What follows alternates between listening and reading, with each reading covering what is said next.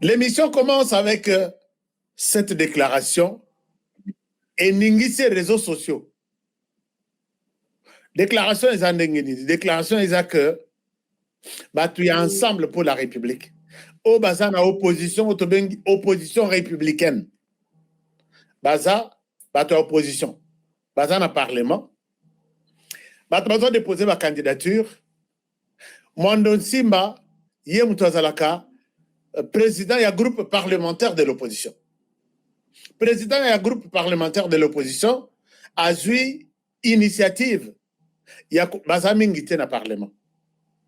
Il y a que peut-être biso za na mbongo te toke ko senga na bandeko ya union sacrée ba pesa biso maboko poste ya rapporteur ezalaka dirigé na mama oyo auti kokena na M23 comment il s'appelle Munongo.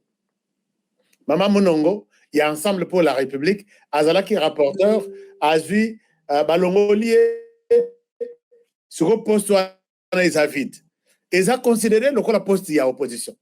Si vous avez côté na bango, on dirait masolo zate, puisque poste pour que les députés votent pour vous, il faut leur donner une cagnotte. C'est comme ça que les députés, ndenge bureau bazo constitué wana, ba mususu banda ko ezalaki ya kolala ya kotelema. Puisque moi 5000 ekobima, moi si ndenge ba voter bureau nyoswana, on ne vote pour rien en RDC. Ça, je peux assumer ce que je dis. Au côté na isoloir, vote pour les candidats numéro présidentiel. Et si quand on a fier, il y a un journalisme. Na tcheli bango ba caméra cachée partout. Pendant ce temps, na yekubimisa nyos, na ba voice, na ba mbongo ba pesi, na ba corruption, na ba décharge bazui. Mais mon sala investigation, oh ngana sala. Soko sali yango dans un pays comme la RDC, vit na weza mokosi. Alors, bango balobi, toza na mbongo repesate. On dirait Moïse Katumbi, opposition républicaine, où ils ont parlement balaché. Martin Fayouloupe, azala rapé na mutukunate. Moi, après ça, mbongo que, bon voter, biso, 500 candidats, 500 députés, tous ont autant de voix pour na poste éthique à la cana et pas na biso, na opposition. Il fallait à Kende Kokutana, na batuya, union sacrée, à Sengabango, une sorte de soutien, quoi. Voici ce qui s'est passé. Je vous présente Mwando Simba, accueilli Kokutana, na batuya union sacrée. Et Bandelia Masolo Suko Yangoy. Mwando Simba, tu es où? Mwando Simba, il est là. Bon, un moment, je vous le présente. Mwando Simba. Mwando Simba est là.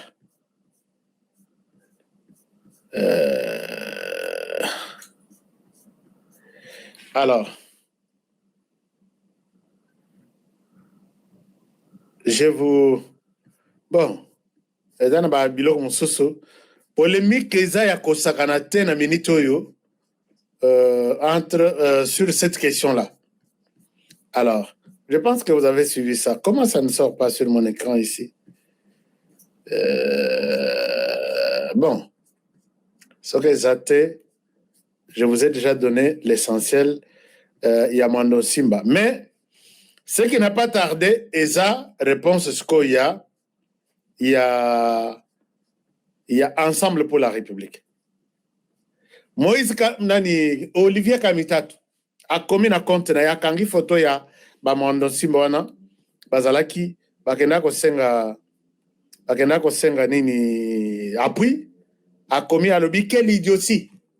Buzomba nini wana. Donc, azol bana Mwando Simba, membre na bango, président ya regroupement, ya opposition, président ya groupe parlementaire, ya opposition na nini. Alors, et Monique, bango Monique geste Mwando Simba sali à trahir l'opposition. Les attaques sont dans tous les sens. Et là, nous nous posons la question, est-ce que Wakabwanito et Zanano bazo mekanan ko sala entraînement ya kokabwana? Puisque Mikolo yo esprit ya kokabwana et côté li bango nyonso Nanenge ako sakanate. Bon, peut-être le jour mususu que la Senko, baza ya kokabon. Nani azoka bola bango. Je vais vous donner la réponse et peut-être la proposition de la réponse aujourd'hui. Alors, Nani Naliana Bengaye Mwanda Simba. Mwanda Simba, il est où? Mwanda Simba, il doit être quelque part. Mwanda Simba, il doit être... Voilà. Je vous le propose, Boyoka, et je reviens à vous tout à l'heure.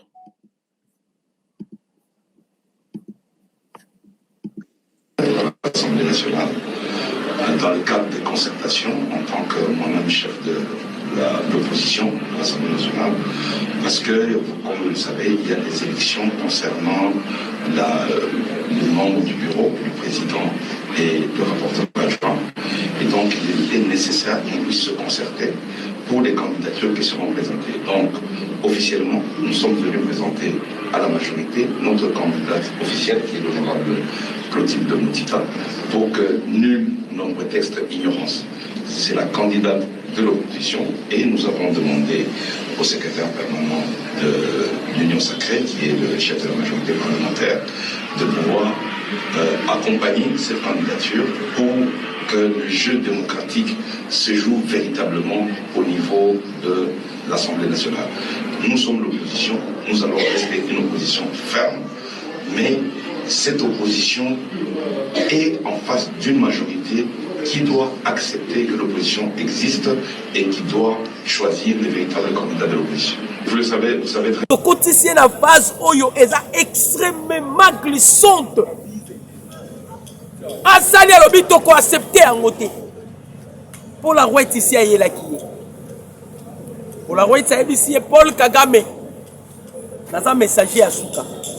Nena Yao. Naza dernier messager. Soki Oboyi. Soki Oboyi. Kagame. Soki Oboyi. Ça a déjà choix. Maintenant ça a choix. Soit Bokondi na yo. Soit la conséquence. Soit Bokondi na yo, soit la conséquence, c'est à vous de faire le choix. Et le choix de Kagame est clair. Aboinyo so oyo basololi na Paula White.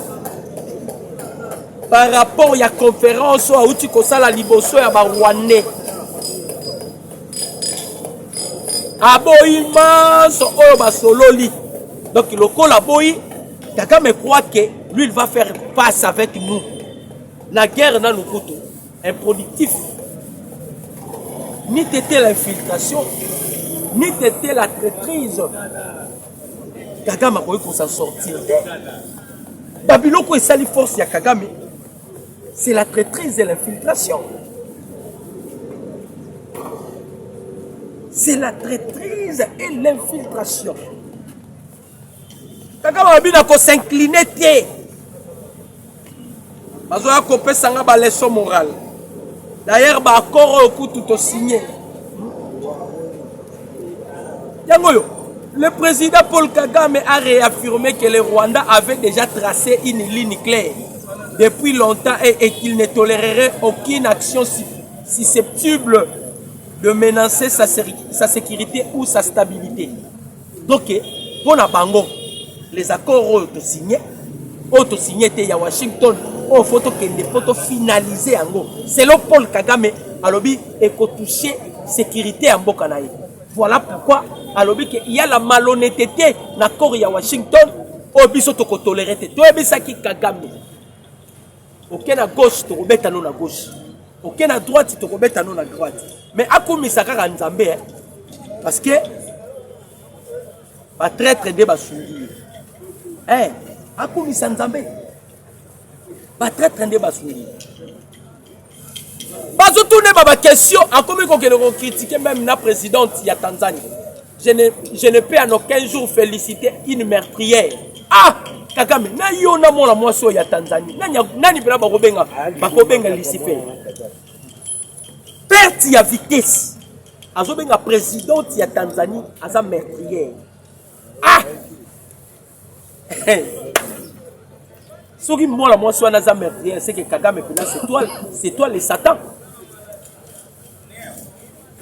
Ozo juger mutu, ozo qualifier mutu, ne loko eza identité na yo. Nyoso wana nini? Vertige. Nyoso wana ni vertige. Na message au ba meme lié apona. Soit pouvoir, soit la conséquence. Il y a l'autre ya koboyo. C'est à vous de choisir. Si tu veux le pouvoir, et ce qui pose la besoin, il y a conséquence, il y a pouvoir, et ce mais il y a des faux pour nous. On a pour la roi. La Rwanda tikali ko la prière te, mais ko la prière awa. Selon l'instruction, on a joué pas yanzambe parce que c'est une forme de prière. À Monique na Rwanda pour la soirée sali prière et vous allez en vain. Et vous allez en vain. Avec la prière awa. Il y a quelqu'un qui na Rwanda pour informer Rwanda, pour donner aussi l'ultimatum. Il y a 2 mois où va faire si Kagame, novembre et décembre. Parce que mon pépé a si kafou il y a en janvier. Il y a un temps où il n'y a pas il a biso awa. La prière devant le président Tshisekedi, il a parlé sur 52 jours que le miracle va s'opérer. C'est-à-dire, ce qui Kagame, Nenga santé taka, cette fois-ci Kagame a boyi. Ce qui va louki à Libi Moussou, c'est que Bisso faut qu'il communiquer. Cette dame a dit à Kagame, Naza Moutou a yébandé, il peut Moutou a souki. Oh naïe. Bakoti de l'eau, le sous Moutou a mis le message. Bakoti de l'eau, le sous l'autre côté. Mais, ceux qui ont s'entêté, ils ont la makasi kaka kwa cyber conséquences. Kagame nani Kabila ça espoir non na coup oya kinga kati ya ba mobondo ba neutraliser bango nyoso tous les mobondo ils ont été neutralisés. Monsieur Subabomi monsieur Subakangi bango vivant et ba mobondo ba pesi diskoyo ba bimisi ba révélation ya plan machiavélique ya Joseph Kabila. En soi, Kabila a préparé qu'il y a par force. Awa, n'est-ce pas? Alinga qui a par force. Bateau banyayi ba sungaye, les bateaux naye bazalaki na kinga kati. C'est-à-dire quoi? Alinga qui a créé l'oko moko qui pouvait susciter guerre. On se comprend. N'est-ce Joseph Nani Oyo, ça soumie soit salaka na bisuba. Là ya Kabila c'était ça. Mais, les Congolais, les Congolais, les Congolais. Bamobondo baye, ba neutraliser bango tout. Ba kangi ba pesi plan. Bananga ba kendeki, nanga kutute parce que nanga boyi ko kelete. Omoni biloko sur les réseaux sociaux, ce sont des fausses informations. Au tête à tête, c'est que dinana. Ça ne peut jamais se faire. Muta kendeki na doa kuna c'était Bertrand Bisimon. Et Bertrand Bisimon tu ko kutana Tshisekedi. Il y a une délégation à Kinshasa, c'est Zakuna au Baosolo. Mouto Bakutana Gina président Tshisekedi, c'était Paul Kagame. Na couloir. Bakutana Ine na couloir. C'était Paul Kagame. C'est alors le chef de l'État, Sommet Sili. Où est qui dit 4 ou 6. Tango Sili, chef de l'État, à Kena Brésil. Pour que la Kena Brésil, na ebisa ki bino apesa une information. Azongi awa, c'est quoi Azoki Nangola. Mais Kozonga na awa zonga ki na lombango parce que ayebaki que toute une délégation ouais simbi la spiritualité à Donald Trump voilà qui baya. Yango na ebisa ki bino. Babanda ki message na Rwanda. Tango basilisi na Rwanda ba ye awa na Gabon na Africom. Nazo répéter makambo ya Gabon parce que Africom est une agence ya coup d'état ya américain la sala en Afrique. Soza teti so batindika mutu kuna ti apesi planning donc yebara bilia ki obito bilo bomuni Paul Kagame aza ko continuer ko s'entêter aza na solo ya liwa makila ba congolais kotier na ba zolo et kotier partout il ne se retrouve pas et puis ayebi ke progéniture na ye héritage kozalate par rapport ya ba crime wa sali. Il comptait sur l'accord, il y a Kampala, ouais, Salama en décembre 2013. À Sala qui est fort, cela n'a pas marché. Cela n'a pas marché. Maintenant, les accords à Washington, Paul Kagame Yemoko. Alobi ya la malhonnêteté. Bandeko. Kagame kolela yo na nani. Kagame kolela yo na nani. Alobi Kagame a tout fait, alors tout fait pour pousser Félix Tshisekedi de respecter l'accord du 23 mars et les engagements du gouvernement congolais à Kampala le 13 décembre 2013. Balobi, Tshisekedi, il était tellement intransigeant. Trop même, il a refusé jusqu'à ce jour. Or, l'espoir du Rwanda était basé sur l'accord du 23 mars et les engagements de Kampala. Pensez-vous que Makambo Salami na Kampala est la bénéfique pour le peuple congolais? Kampala, il y a Museveni. Museveni qui a créé Kagame. Museveni qui a créé Kagame. Pensez-vous que Museveni a roté les menaces sur Kagame? Robot n'a créé. Vous les robots a roté les menaces. Na fizi na Uvira. Le général William Yakotumba. Le général William Yakotumba a neutralisé plusieurs éléments. Il y a M23. Yakotumba a neutralisé plusieurs éléments. Il y a M23. Parmi les éléments, il y a M23 figurant un général Boureko. Bakangi bango. Yakotumba bloqué bango. Koto ba milice a auto bloqué. Kuna Yakotumba a bloqué. Donc ennemi en perte de vitesse. Yango qui Paul Kagame zolela. Alors bien loko ala basali yango mabe. Skoyo. Basali yango mabe. Bibi sapé. Version toyeba mabe yango basali ya ndenge nini. Bimi sapé version. Azole la kaka. Bananga bakomi koluka pays nini bakoki médecine. Winingo masia bimisa ki ba vérité. Alobi toza bloqué. Tozo mela pema. Toza bloqué. Voilà. Bonjour, bonjour, bonjour, bonsoir. Na balandi nyonso bokolandanga na nzela ya internet na ba chaîne oyo ya bana mboka ba chaîne ya Congo. Lelo, j'espère que bato ebele bana koloba ke non mwana mboka azomona na te akenda wapi nazali na ngai ezaki ba santé nde bandai ko déranger ngai ndenge oyebika nzoto ezalaka nzoto, c'est ça le problème. Lelo toye na kati etando ike po ete tosolola masolo ezoleka na kati ya mboka. J'espère que tokolobela nanu dossier il y a Paul Kagame na sortie de presse na ye oyo asali na yebisa baimboka ba Congolais makambo oyo lelo na kati ya Congo na biso bato ebele ba comprena te modalité ya guerre ya STT na lobana ba Congolais la guerre de l'Est oyo lelo ezali lokola unité principale, il y a des ordres à Congo. La guerre de l'Est était préparée pendant 40 ans avant.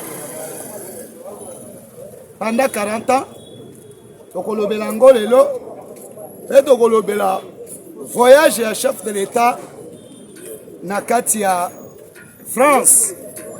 Et résultat ni pesami. Pe contenu ni nezana subasuma nango na kati ya voyage ya chef de l'État na kati ya France. Pourquoi mokonzi mboka alongwe na France aye na Égypte? Voilà babiloko oyo esengeli toyebisa bino bana mboka lelo na kati ya République démocratique du Congo. Parce que mboka na biso na lobakango ni tete Félix Antoine Tshisekedi Tshilombo Congo ekoki kozala libéré te.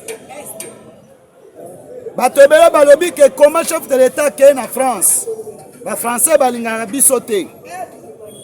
Or que président Tshisekedi aloba yango bien. Président Tshisekedi aloba yango bien que non. Et si nyonso bakolobela dossier ya Congo, il y faut Congo ezala la présence du chef de l'État et fait à la place one. Voilà peuple congolais. Lelo tozui et résident. Et lelo tozui oyo nyonso to monde. Mais to kota nanu na dossier ya verbe cité ya Christian Chiwewe. Na yebisa bandeko ebele ke boyeba ke lolenge makambo ezokende eza makambo moko eza très difficile. Parce que oyo ezokende lelo eza makambo moko très difficile. Christian Chiwewe, à quelque sorte le malheur est bon.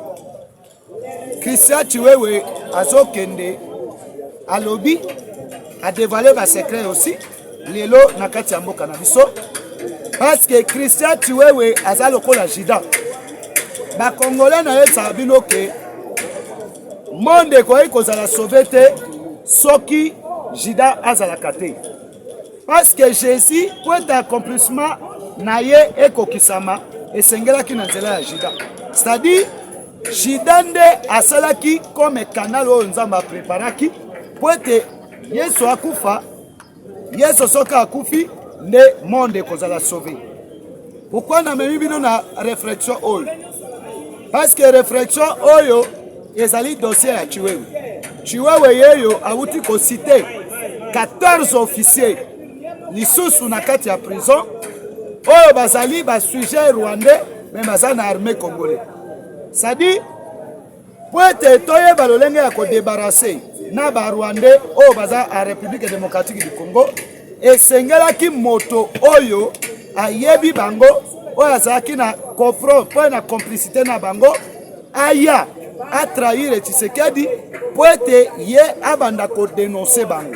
Nalobaki la fa passé semaine écoulée bandeko tango Kabila alobi que non azoya na République démocratique du Congo. Joseph Kabila alobaki azoya na République démocratique du Congo, chers mes amis. Or que Kabila alobaki yango ezalaki azarate.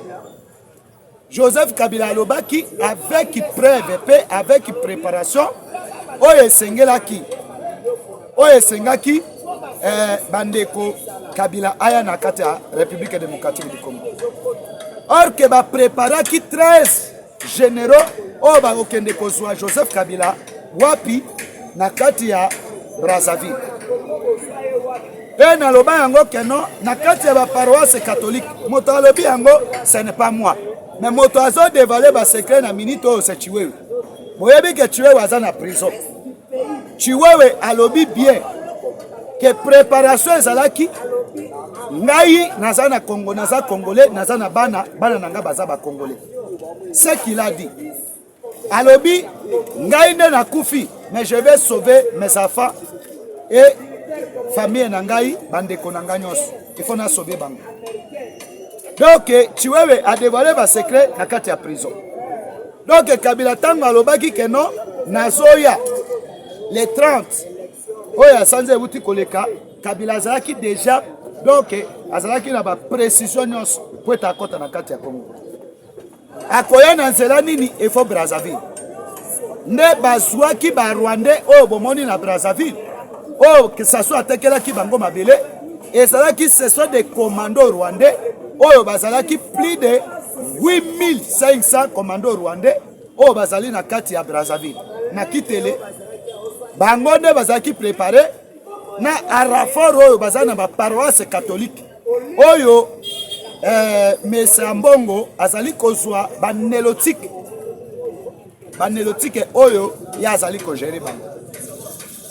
Ba congolais boyeba ke mboka na biso ezalaki déjà asreclé. Donc tozali asreclé par les occupants oyo bayaki ko occuper ba autochtone. Banano oyo bazali na ba couloir, banano oyo bazopesa couloir ete pa ya bato wana po ete bango bakota. voilà que Chiwewe aye kopesa liste wana tango 3 généraux oyo bakende na Brazzaville bango nde bakende kocontrôler terrain même ya bandeko baza na Brazzaville barwanda oyo baza na Brazzaville oyo bazosenga nationalité epai ya Brazzavillois po ete bango basombi mabele bango il faut bapesa bango nationalité congolais Brazzavillois. Sikoyo tango bango 3 généraux bakei esengelaki 10 généraux oyo bazali awa bakatisa po ete bazela arrivé à Joseph Kabila. Bazela arrivé à Joseph Kabila po ete Joseph Kabila tango akoya akosala atterrissage forcé. Voilà peuple congolais akosala atterrissage forcé na kati ya mboka. Mais na minute oyo ndenge tozokende na bango selon ba raison na biso selon ba disposition militaire selon service de renseignement déjà 10 généraux batikalaki awa batie bango maboko. Sikoyo moya Kabila aya na Brazzaville po ete akota na Congo donc esimba te yango boyoki Joseph Kabila a rapporté akoya le 30 décembre. Mais ba congolais eloko moko tosepeli na nyonso wana omoni ba prière oyo ba congolais bazali kosala ke non nzambe akofondre banguna na biso na kana bango eza très important.